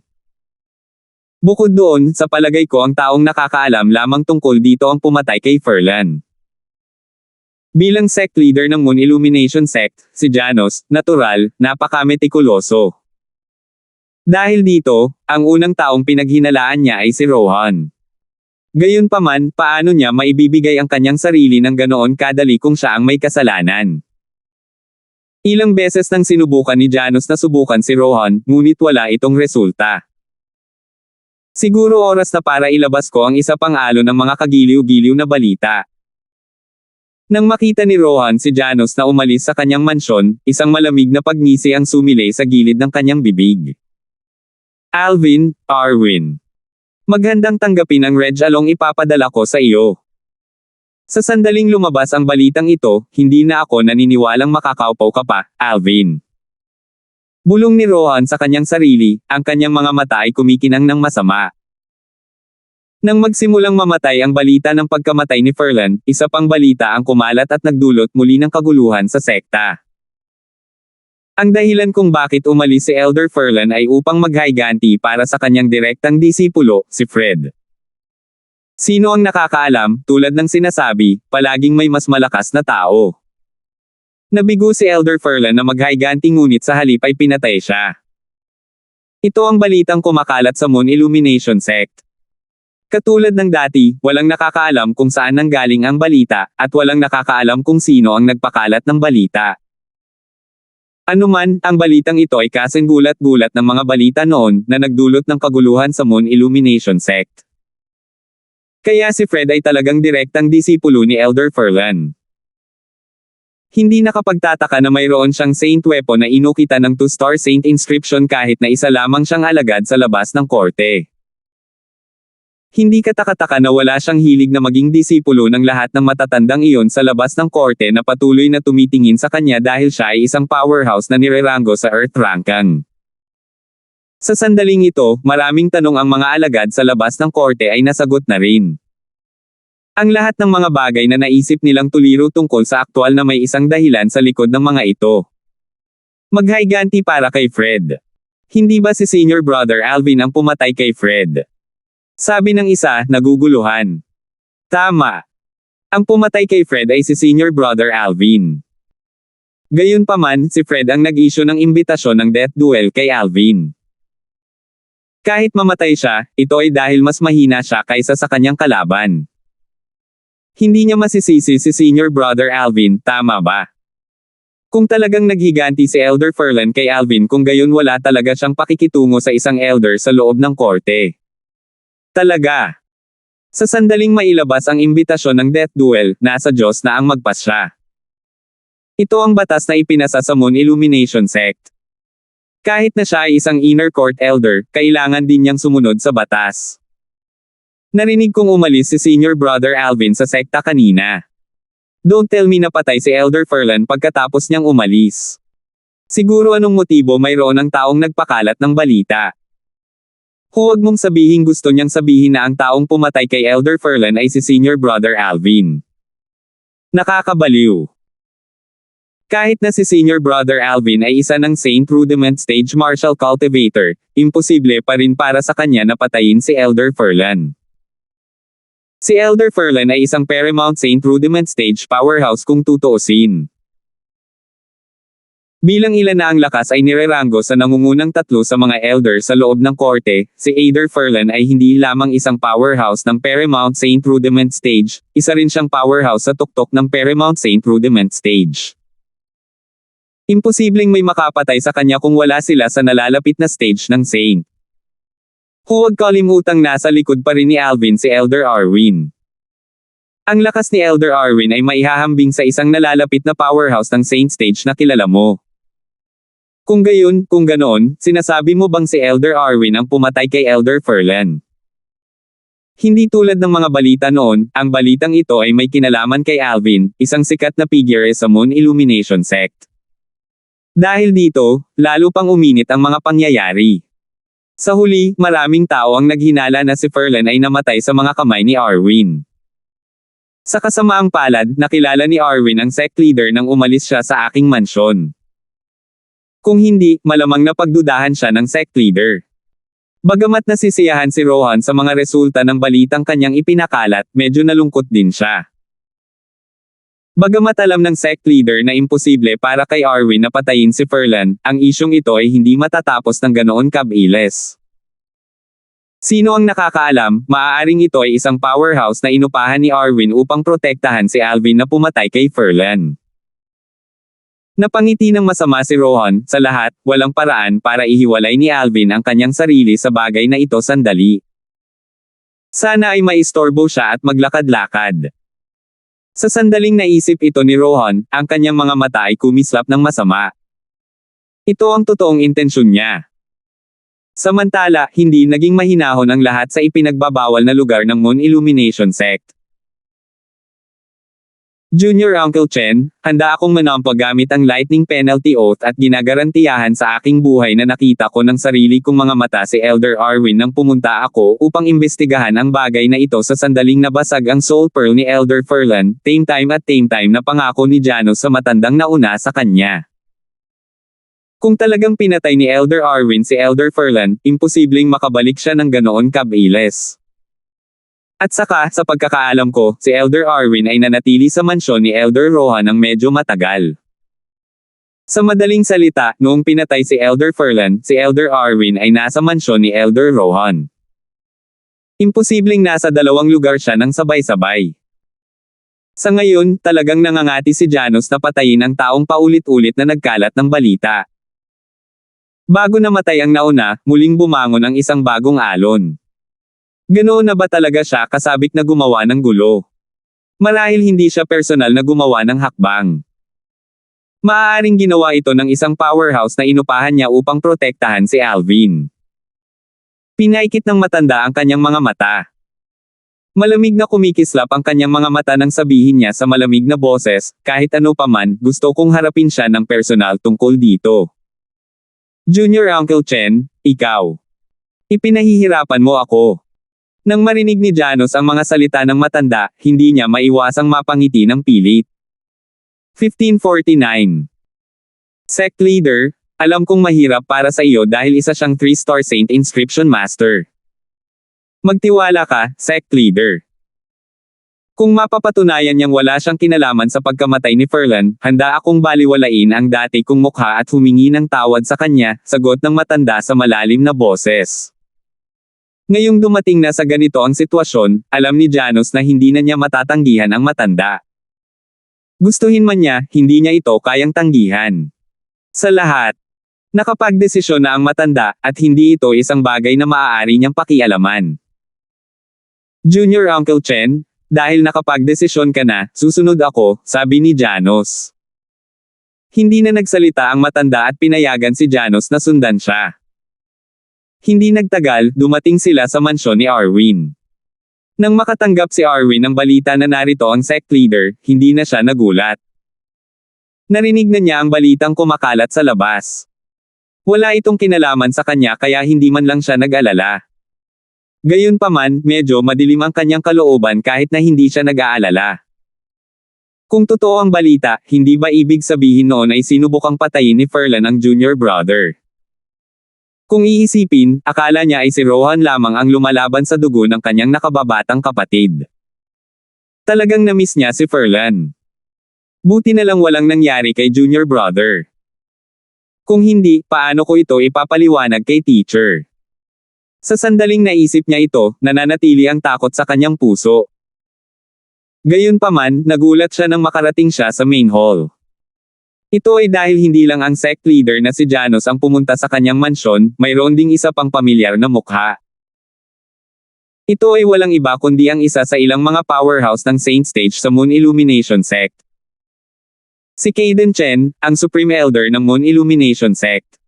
Magandang araw, Sect Leader, Elder Chen. Bagamat si Arwin ay isang 3-star Saint Inscription Master at may espesyal na posisyon sa Moon Illumination Sect, hindi pa rin siya nang ahas na kumilos ng mayabang sa harap ni Janos at Caden Chen. Si Elder Arwin. Ngumiti si Janos bilang tugon kay Arwin. Kung sa ibang pagkakataon, ngumiti si Chingkong bilang tugon kay Arwin. Gayunpaman, sa sandaling ito, tahasan niyang sinabi, Elder Arwin, nandito ako tungkol sa usapin ni Ferlan. Nagkaroon ng chismis tungkol sa isang master at disciple na relasyon sa pagitan mo at ni Elder Ferlan. Wala akong ideya kung bakit hindi naging disipulo mo si Elder Ferlan sa huli. Gayunpaman, sa gayong mga sitwasyon, talagang kagalang-galang na naglalagay ka ng labis na pagsisikap sa kanyang bagay. Bagamat nagulat si Arwin na nag-aalala si Caden sa usapin ni Ferlan, ngumiti pa rin siya nang tumugon ito sa kanya. Narinig na rin niya ang tungkol sa bagay ni Caden at Ferlan noon at nagtataka kung bakit hindi kinuha ni Caden si Ferlan bilang kanyang disipulo sa huli. Bagaman naniniwala ako sa iyong pagkatao, Elder Arwin, umaasa pa rin ako na makakakuha ako ng kumpirmasyon mula sa iyo. May kinalaman ka ba sa pagkamatay ni Ferlan? Tinitigan ni Caden si Arwin na may nagbabagang tingin na tila determinado siyang makita ang bawat banayad na pagbabago sa mukha ni Arwin. Wala akong kinalaman dyan. Nanatiling nakaplaster ang isang ngiti sa mukha ni Arwin habang umiiling siya. Naglakas loob ka bang manampa sa panunumpa ng parusa sa kidlat na wala kang kinalaman sa pagkamatay ni Ferlan? Patuloy na tanong ni Caden. Sa sandaling marinig ni Arwin ang mga salita ni Caden, ang kanyang ngiti ay agad na napawi bago siya nagtanong sa kanyang malalim na boses, hindi ka naniniwala sa akin, Elder Chen.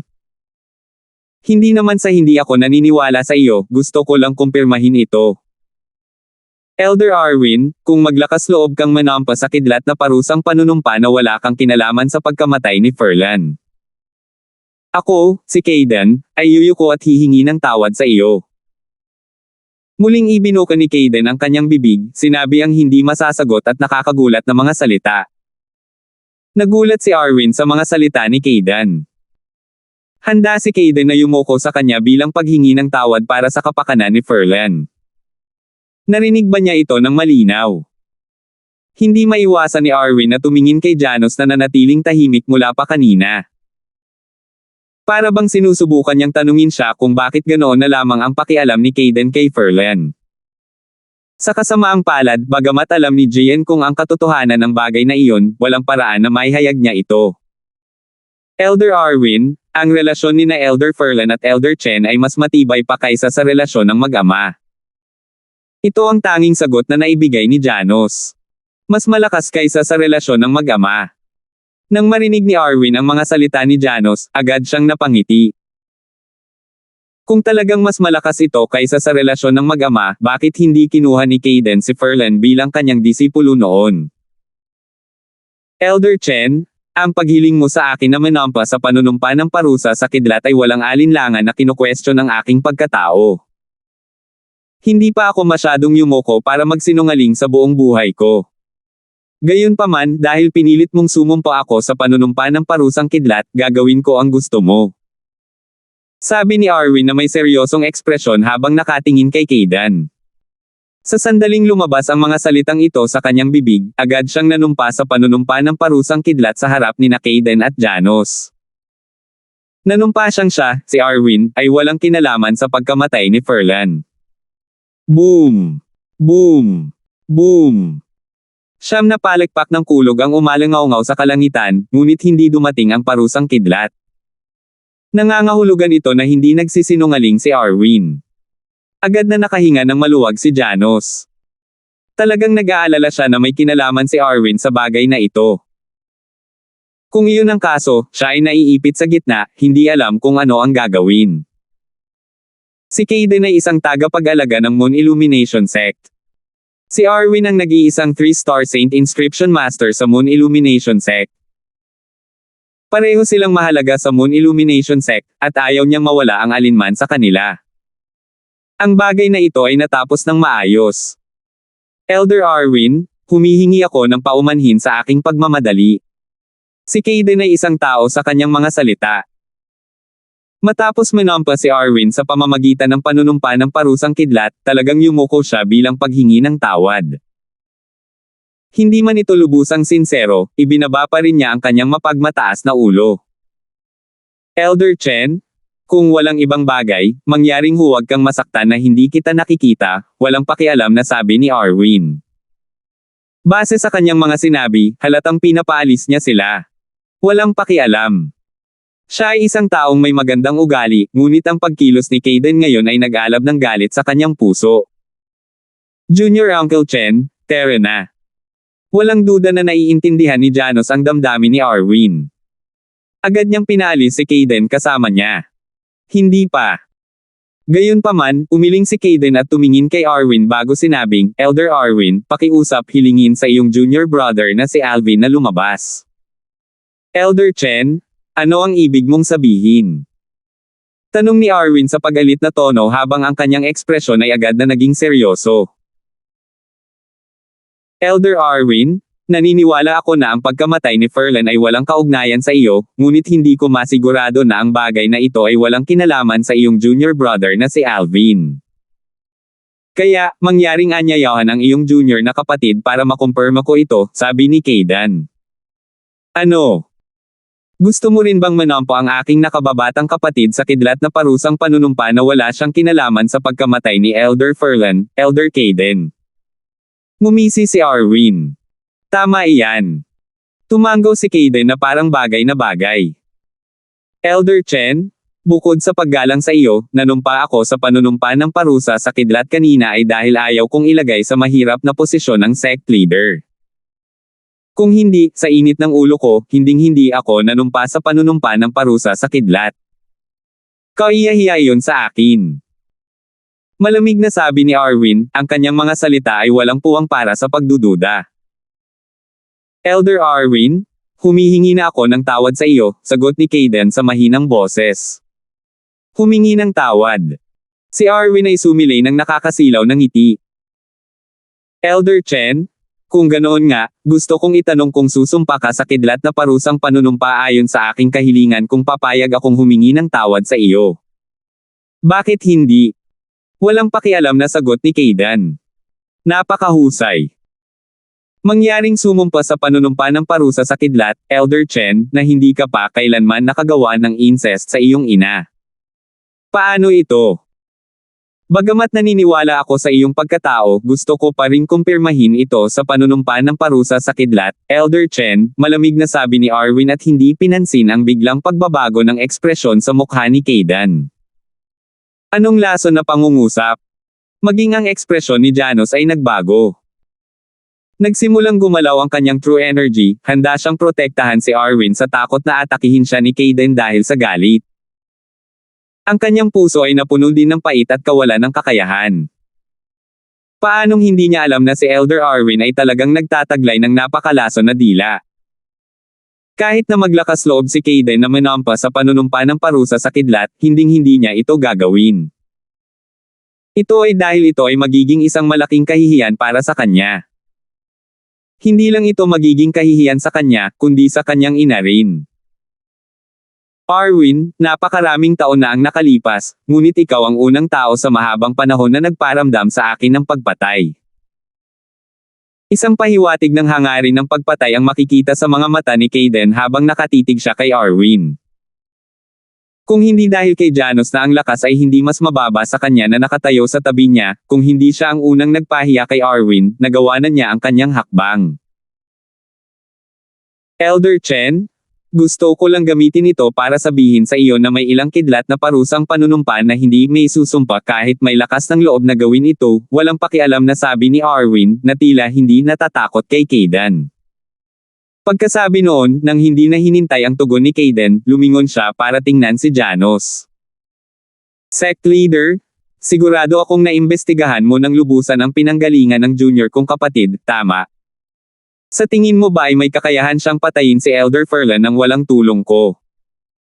Ang sinumpaan kong parusa ng kidlat kanina ay sapat na upang patunayan na walang kinalaman sa akin ang pagkamatay ni Elder Furlan, at wala rin itong kinalaman sa junior brother ko.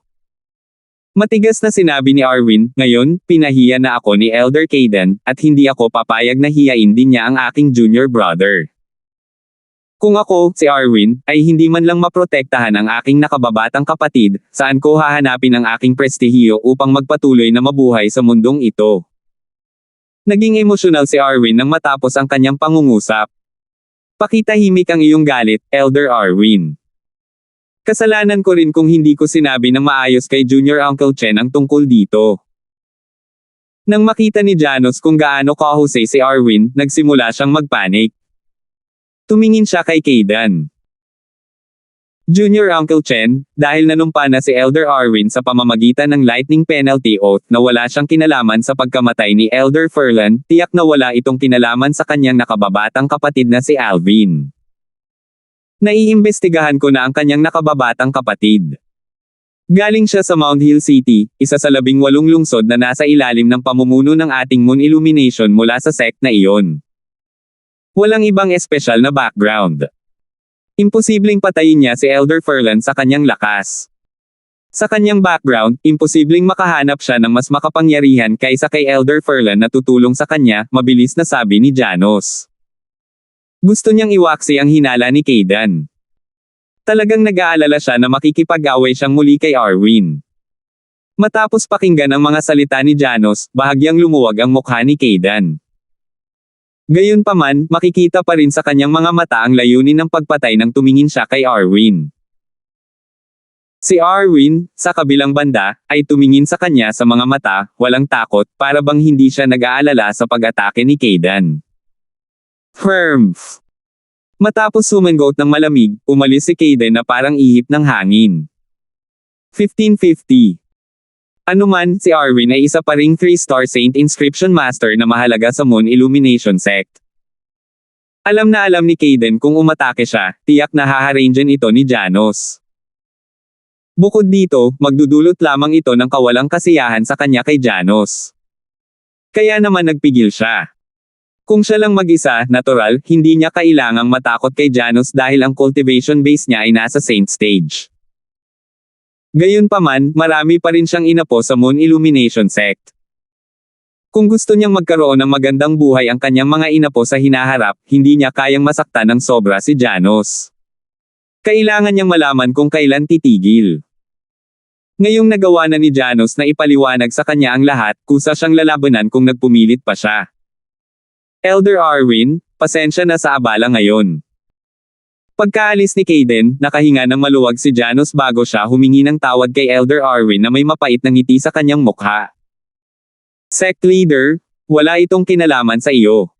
Hindi mo kailangang humingi ng tawad. Umiling si Arwin. Natural, hindi niya ilalabas ang kanyang galit kay Kaden sa Sect Leader. Sa lahat ng panahon, ang leader ng sect ay naging matulungin. Kung hindi niya tatanggihan ang mga alok mula sa ibang puwersa at aalis na sana siya sa Moon Illumination Sect. Gayunpaman, dapat kong tanggapin ang ilang pananagutan para sa bagay na ito. Paano na ito? Nabalitaan ko na ang ilan sa pamilya at mga kaibigan ng iyong nakababatang kapatid ay sumapi sa sekta. Bibigyan ko ang bawat isa sa kanila ng 1,000,000 merit points bilang tanda ng aking paghingi ng tawad sa iyo, Elder Arwin. Si Janos ay isang matandang Zoro. Alam niyang tatanggihan siya kung mag-alok siyang direktang bayaran si Arwin. Sa makatuwid, iminungkahi niyang bigyan ng merit points si Wilbur at ang iba pa. As it turned out, tama siya. Kung ganoon nga ang kaso, dapat akong magpasalamat sa iyo, Sect Leader. Bagamat ayaw tanggapin ni Arwin ang kabayaran ni Janos, ang kabayaran ay makakaapekto sa pamilya at mga kaibigan ng kanyang nakababatang kapatid. Bukod dito, ang napakaraming bilang ng merit points ay talagang kapaki-pakinabang sa kanila. Kaya naman, hindi niya ito tinanggihan. Bahala ka, Elder Arwin.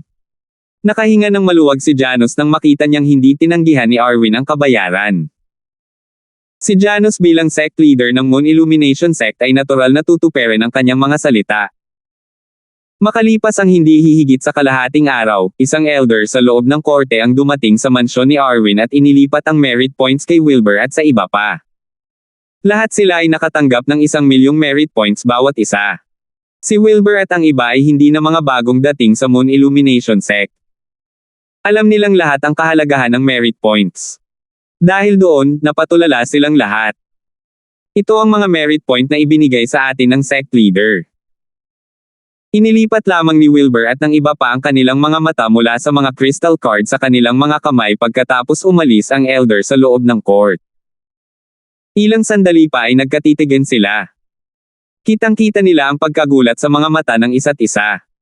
Hindi sila sigurado sa nangyari. Ang sect leader ng Moon Illumination Sect ay napakataas sa kanila, hindi siya isang taong nakausap nila.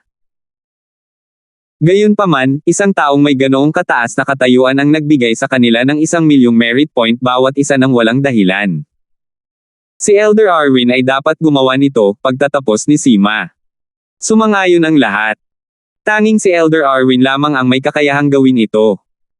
Nalaman lamang ni Alvin ang pangyayari makalipas ang ilang araw. Nang lumabas siya sa Seven Treasures Exquisite Pagoda, pinuntahan niya si Wilbur at ang iba pa, na nagbabalak na tingnan sila kung pamilyar ba sila sa Moon Illumination Sect.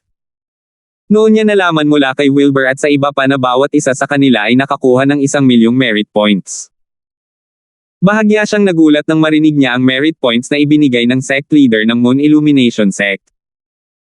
Napagtanto niya kaagad na ang mga bagay ay hindi kasing simple. Anong biro? Ang pagbibigay sa bawat tao ng 1,000,000 merit points ay magdadagdag ng higit sa 10,000,000 merit points. Kahit na ang sect leader ng Moon Illumination Sect ay may higit sa sapat na merit points, imposibleng malaya niya itong ibibigay. Bukod dito, ibinigay niya ito sa isang grupo ng mga tao na kamakailan lamang ay sumapi sa sekta. Dahil sa kanyang pagkamausisa, agad na pinuntahan ni Alvin si Arwin. Senior brother, narinig ko na binigyan ng sect leader si Uncle Flair at ang iba pa ng 1,000,000 merit points bawat isa. Tungkol saan iyon? Prangka na tanong ni Alvin nang makita niya si Arwin. Bahagyang ngumiti si Arwin nang makita niya ang pagkalito sa mukha ni Alvin. Wala lang. Gusto lang akong bayaran ng sect leader. Alam niyang hindi ko ito tatanggapin kung ibibigay niya ito sa akin ng diretso kaya gumawa siya ng ganitong paraan kung saan wala akong dahilan para tanggihan ito. Binabayaran ka ng sect leader. Narinig siya ni Alvin at mas nalito, bakit kanya binabayaran? Dahil kay Ferlan. Matamang tinitigan ni Arwin si Alvin. Sa nakalipas na ilang araw, maraming pinag-isipan ni Arwin ang tanong na iyon. Nagkataon ba talaga ang pagkamatay ni Ferlan? Bagamat hindi niya inakala na ang kanyang nakababatang kapatid ay may lakas para patayin si Ferlan, ang lahat ay nagkataon lamang. Noong nakaraan, hindi bihira para kay Ferlan na umalis sa sekta ng mag-isa. Gayunpaman, walang nangyari. Sa pagkakataong ito, naaksidente si Ferlan nang hinahabol niya ang kanyang nakababatang kapatid. Isang aksidente na ikinamatay niya. Ferlan. Nagtaas ng kilay si Alvin matapos makinig kay Arwin. Parang narinig ko na siya dati. Parang siya ang master ng Fred na napatay ko. Bagamat si Alvin ay tila kalmado sa hitsura, siya ay naapektuhan sa loob. Mukhang mayroon ding soul pearl si Ferlan, naisip ni Alvin sa kanyang sarili. Kamakailan, 2 balita ang kumalat sa sekta. Junior brother, hindi mo alam iyon, tama? Nakangiting tanong ni Arwin. Anong balita? Sa katunayan, hindi alam ni Alvin dahil siya ay nasa closed-door cultivation sa loob ng 3th antas ng 7 Treasures Exquisite Pagoda upang subukan at makapasok sa Paramount Saint Rudiment Stage. Bagamat hindi pa siya nakakalusot, nakarating na siya sa bottleneck. Dahil sa katotohanang hindi lumabas kamakailan si Wilbur at ang iba pa, hindi rin nila alam ang balita. Kaya naman wala silang sinabi sa kanya tungkol dito. Kasunod nito, sinabi ni Arwin kay Alvin ang tungkol sa 2 balita. Nagtaas ng kilay si Alvin. Hindi ko akalain na ganito ang mangyayari habang nasa closed-door cultivation ako. Sa tingin mo kanino nanggaling ang balita, kuya? Kailangan pa bang hulaan? Pinaikit ni Arwin ang kanyang mata habang malamig na kumikinang ang kanyang mga mata. Para bang naghihintay siya ng pagkakataong lumunin ang taong iyon. Totoo naman. Hindi na kailangang manghula. Ngumiti si Alvin. Tungkol sa kompensasyon mula sa sect leader, ito ay may kinalaman sa mga chismis. Ilang araw na ang nakalipas, ang sect leader at Elder Caden ay dumating upang kumpirmahin kung may kinalaman ako sa pagkamatay ni Ferlan. Sinimulan ni Arwin na isalaysay ang nangyari ilang araw ang nakalipas. Si Elder Caden. Tanong ni Alvin. Isa siya sa Supreme Elder ng Moon Illumination Sect at isa sa mga powerhouse ng Saint Stage sa sect, paliwanag ni Arwin. Mga powerhouse ng Saint Stage. Bahagyang nagulat si Alvin. Kamag-anak ba siya ni Ferlan? Hindi siya kailanman maniniwala na walang kaugnayan sa pagitan nina Ferlan at Caden kung ang pagkamatay ni Ferlan ay nagtulak kay Caden na gumawa ng ganoong matinding hakbang. Hindi ko rin inasahan na ang pagkamatay ni Ferlan ay hihingi ng tawad sa akin ni Caden. Upang magawa ang isang powerhouse na bow ng Saint Stage para sa kanyang kapakanan, ang relasyon ni Ferlan at niya ay tiyak na hindi kasing simple ng tila. Imposibleng hindi sila master at disipulo, sabi ni Arwin na may malaking katiyakan. Marahil siya ang kanyang illegitimate na anak, casual na sabi ni Alvin, ngunit hindi niya inaasahan ang isang bagay na casual niyang nasabi bilang isang biro ang katotohanan.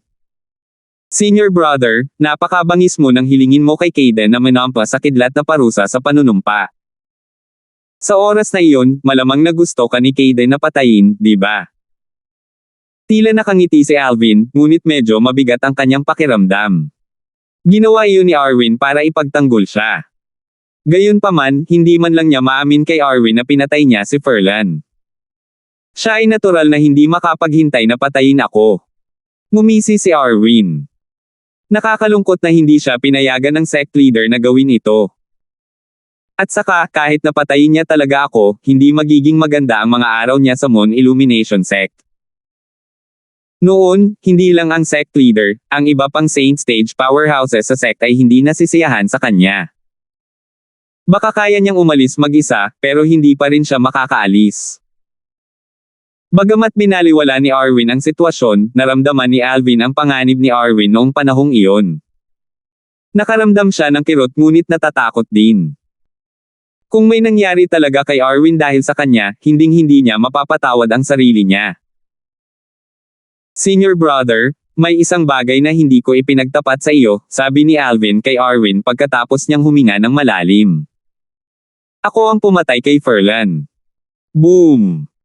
Ang mga salita ni Alvin ay parang kidlat kay Arwin. Pinatay ng kanyang nakababatang kapatid si Ferlan. Kahit na orihinal na pinaghihinalaan niya ang pagkamatay ni Ferlan ay may kinalaman sa kanyang nakababatang kapatid, hindi niya inaasahan na siya ang pumatay kay Ferlan. Akala niya ay may lihim na background ang kanyang nakababatang kapatid at nagpatawag siya ng powerhouse para patayin si Ferlan. Ang mga salita ni Alvin ay nagpaunawa sa kanya kung gaano siya mali. Natigilan sandali si Arwin bago siya nagtanong ng hindi makapaniwala, Junior brother, ikaw. Pinatay mo talaga si Ferlan. Senior brother, walang dahilan para magsinungaling ako sa iyo. Bago ako umalis sa sekta, sinadya kong ilabas ang balitang babalik ako sa aking bayan upang painan si Rohan.